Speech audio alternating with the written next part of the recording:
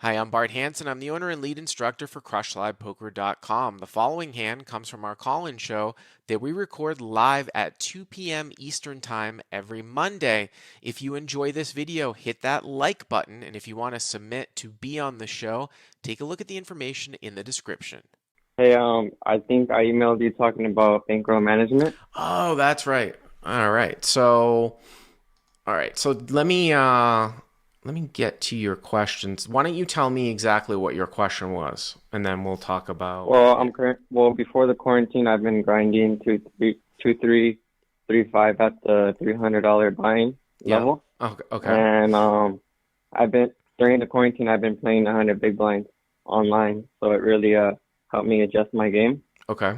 And I just got back to the live scene the other day Mm-hmm. in Los Angeles, Yep. and I've noticed that my role is currently my role is above 70 buy-ins for the $300 buying level. So are you talking about the But if I game, the LA game that's like 300 max, basically? Yeah, so I have like 70 plus buy-ins for that, Okay. which allows me to play super comfortably. Sure. But I want to start taking shots. Well, I've taken shots at the 5-5 before, but I bought in with the same amount. Right. And I But think, I wanted to start. Hmm? well, no, and I think that that's a good, I mean, here's the thing. I mean, the whole thing of it, I definitely want to talk about bankroll requirements, but even before I get to that, and I've talked about this many, many times before, especially in California drop games. First of all, having 70 buy-ins at 1-3 with $300 buy-in, which is like $21,000, is a lot for that game. But in drop games, you almost have to get up to 5-5 before you really are ever going to be able to seriously save some money, because people don't understand how much the drop affects your win rate. I mean, maybe somebody can squeak out 15, $20 an hour at 1-3 as like a top win rate, because $5 or $6 is coming out of every single hand. If one person limps in and the blinds check, $5 or $6, if it gets to the river out of $9, you can see that most of the money is basically going to go down, the drop slot. If you can beat a 1-3 game, you can beat a 5-5 game. Also, too, there's the issue of growth stunting, because the best way, or the way that you're going to win the most amount of money at a 300 buy-in game in LA, is going to be playing unbelievably tight. Like, it's a showdown oriented game.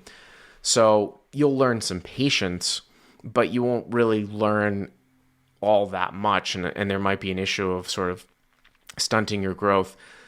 Are you trying to do this like as a full-time thing where you don't have another job? What's your sort of life situation? Uh, well, I'm currently working. I've been only working 1 or 2 days a week for the past 8 months, Okay. and then the rest have just been like 100 hours plus So does that and poker. what does that, the 1 or 2 days a week that you work, does that cover your life expenses? Like, do you live with your parents or? Yeah, honestly, I only have 600 a month in monthly expenses. All right, so then you're in a really, really good situation here, because what I was going to say is like people come to me and they say, well, I'm going to be a professional poker player and I'm going to play full time. I mean, it's kind of a loaded question, because it really depends on what your situation is with, in terms of what your monthly nut is, right? Like, if you're supporting a family, I would never, ever recommend it to anybody to do that, because, the rule of thumb is, you're going to have like 6 months worth of like living expenses. Well, 6 months worth of living expenses at $600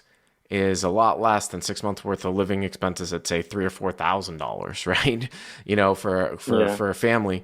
So I think you're in a really good spot. And if you're a young guy like in your 20s, I mean, you don't have much to lose. I would immediately move up if I have 21,000 at 5-5. I mean, here's the thing: I haven't put a shit ton of hours in over the last few years at these levels, but when I played 510 at Commerce, and I was one of the guys that put in the most amount of hours, like I would say from 2009 to 2012, 2013. And maybe I was running well, and there weren't as many of these sort of Euro uh, invasion players, where now, like, there's so many of these guys that are trying to play for profit going to Commerce. I don't think I ever really went on more than a 10 or 15K downswing at 510 at Commerce over the course of like a 3 to 4 year period, which in itself is incredible. Now, to flip to that, when I used to go up and play 10-20, which is why I would get frustrated with it, I would routinely have swings of like 30 or 40,000. And that was kind of when I concluded, I was like, what do I really want to do with my life? Do I want to take these swings and squeak out an extra 15 to 20% of a win rate, instead of winning like 100 to 110 an hour, win like 130, but have these swings where for me, it was actually worse because I wouldn't have the motivation to go in and put the volume in. So when I looked at the whole sort of scheme of things, 510 was at least as much money as 1020 because I'd be able to comfortably put the volume in. But the rule of thumb that they talk about is like 6 months worth of living expenses and say, 30 buy-ins.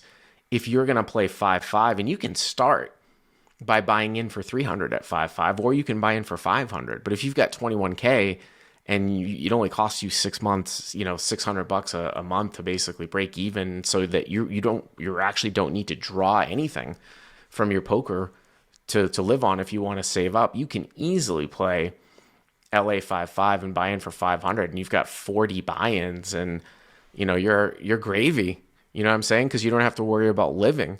But yeah, the rule of thumb is like 6 months worth of living expenses and maybe 30 buy-ins at no limit. It could be more than that now with the fact that the games are a little bit tougher, and also that the drop is pretty high. But I mean, even with 20 grand, like you could even get into situations where you might see a really good game and hop into like a 5-10 game for like 1,000. It's not, and shot take a little bit. I mean, you're in a really, really good spot. What I would say is that there is a cap on the amount of money that you're going to make playing full-time poker. And if you want, how old are you, by the way? I just turned 22. Okay. All right. So yeah, I mean, if you want to do it for a few years and it's going to be fun, you're in a great spot, right? You don't have any living expenses because you can do it with your job. You don't have a family, most likely, and you're young, and it might be a fun thing to do for a few years, but I would never look at playing poker professionally or playing it full time as like a career, as a long-term plan, because there's an earnings cap. I mean, even if you're really, really good at it and you can make like $100,000 a year, yeah, that's a good living, but it's not and especially in LA, I mean, it's squarely middle class, right? Now, if you're making $100,000 a year at 22, 23, you're going to probably be doing okay. But the point that I'm making is that there's not, you're not going to make millions of dollars a year playing poker. So, and it takes a lot of work to move up, especially above 510. And what a lot of people find is that it's a lot easier to do something else if you're intelligent enough to do that will actually make more money. There's also a burnout factor too. I think for your personal case, you're in a great spot. I'd be very sort of aggressive with my bankroll too at 22 with no living expenses. But I would just say that once you start playing a lot, like I said, there will probably be a little bit of a burnout, and just look at it like kind of like a part-time gig. It shouldn't be your life goal to be a professional poker player. And as more computer type modeling comes into the game that's accessible to even like the recreational player, what I mean by that is solver based, but like now I think it's called like simple post flop, like sites that do the actual work for the person, where they don't even have to learn the inputs and how to use the solver, and they don't have to wait. Like these are sites where somebody can just go and subscribe, and then they just like plug in the hand, and they don't even have to do any of the hard work, and it pumps out the answer. And obviously as we go along, those types of things are going to be easier and easier. Those types of products are going to be easier and easier, where they could just advertise a product to somebody like, you want to know like the GTO answer, sign up for the site, plug the hand in, boom, you're away. As recreational players start to do that to try to find the right answer to hands, the game itself is going to be harder and harder. Listen, I think that live poker will always be around, but there is definitely going to be an income cap for sure. Because when I used to beat the game for a ton, back when 510 opened at Commerce back in the day, most of the players were bad players. Most of the recreational players were bad players. Now there's a lot of people that play for profit. And even if the people that play for profit aren't necessarily better than me, what that means is that the recreational players that were clear losers lose money quicker. Most of those guys, if they have small businesses, they're intelligent guys. They're not just going to sit there and continue to get pounded every single day. So that's why, live poker is going to, it's not a long-term thing. I think it's a great gig on the side if you want some auxiliary money. It's a great part-time job. I would not tell anybody to play, full-time, no limit. I just don't, I don't think it's a great, it's just not a wise career choice. But for you at 22, man, even if you looked at 5-5 with like 1,000 cap, you got 21 buy-ins and no living expenses. You could very easily go and play 5-5 with buying in for 1,000, and then you could move down if for some reason you lost like 5,000. I think you're in a really, really good spot. Yeah, so I have two questions. So I was with the opening sizes being anywhere from like 15 to 40. Does that almost make it like just as shallow as 60 buy-ins, even though you buy in for 100 big blinds? Yeah, for 60 sure. big blinds. It does. Yeah, absolutely. And that's why, a lot of people, when they're not really accustomed to, this used to be a kind of a humorous thing for me when there were a lot of people that just played online. This was pre-Black Friday. And, we would talk hands on 2+2 about live spots, and they'd be like, oh my God, like it's 100 big blinds. Like, how can you fold like an overpair?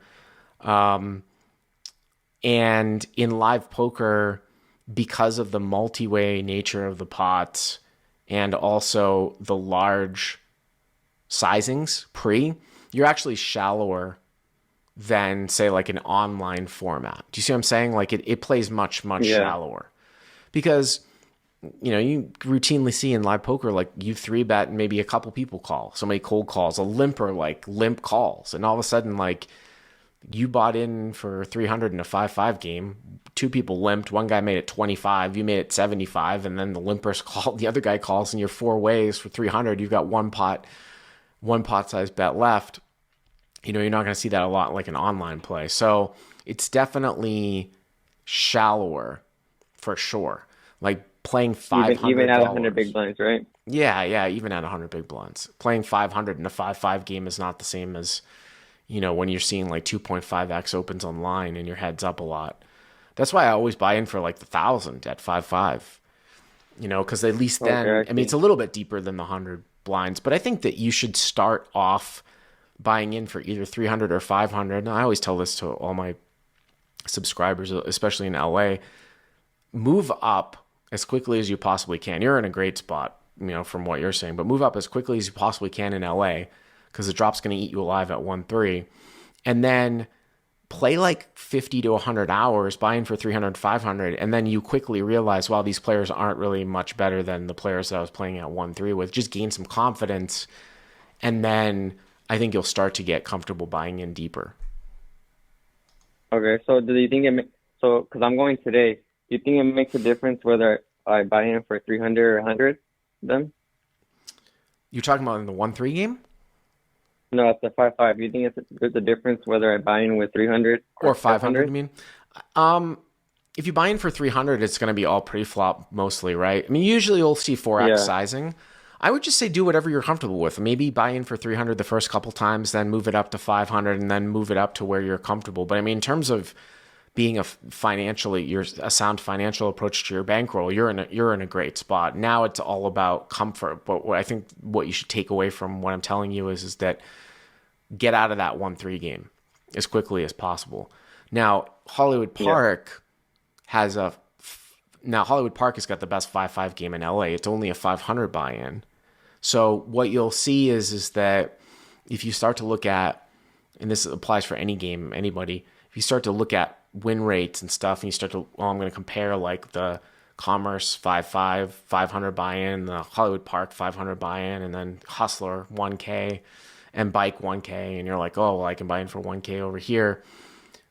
Some of the best 5-5 games in LA are in the games with the $500 cap, but you will find that the win rates will vary by when you go to play. Like, because if you go at night and you can get deep with guys that don't have a fucking clue, your win rate's going to be exponentially higher than going in during the day and having like a bunch of $200 and $300 stacks, right? Or like old man coffees. Whereas it's a little bit more mitigated at the 1K level because you can just straight buy in for 1K. So it has a lot to do with time of day. The 1K 5-5 games are definitely going to be more challenging.